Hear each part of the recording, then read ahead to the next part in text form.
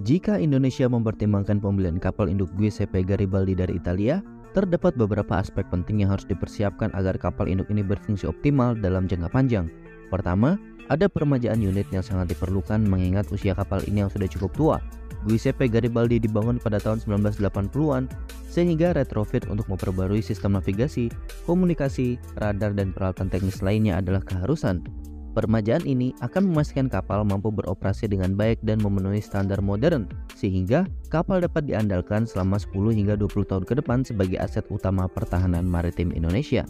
Selain peremajaan teknis, Indonesia perlu mempersiapkan komposisi muatan kapal induk Giuseppe Garibaldi.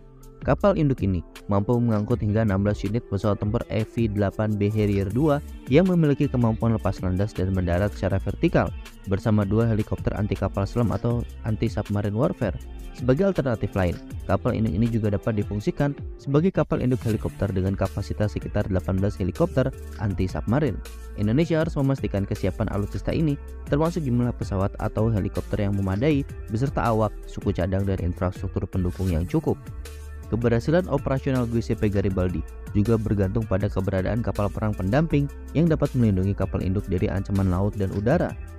Idealnya, Indonesia perlu melibatkan beberapa frigat atau bahkan destroyer dan juga kapal selam sebagai pengawal untuk melindungi kapal induk dari serangan atau gangguan selama pelayaran.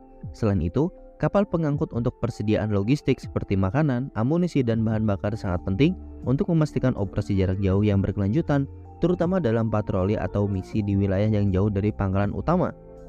Fungsi utama Giuseppe Garibaldi di Indonesia dapat difokuskan pada misi anti kapal selam atau sebagai kapal induk serbaguna. Kapal induk anti-submarine warfare. Kapal ini akan memaksimalkan penggunaan helikopter anti kapal selam, membantu Indonesia dalam mempertahankan perairannya dari ancaman bawah laut. Atau sebagai aircraft carrier, kapal ini mampu memberikan kemampuan serangan udara yang lebih kuat dan fleksibel, melengkapi strategi pertahanan udara di wilayah kepulauan dan memperkuat kehadiran militer Indonesia di kawasan tertentu. Namun, pembelian Giuseppe Garibaldi ini perlu dilakukan dengan perhitungan yang matang karena Indonesia saat ini mungkin belum sepenuhnya siap memenuhi kebutuhan peralatan pendukung di poin kedua dan ketiga.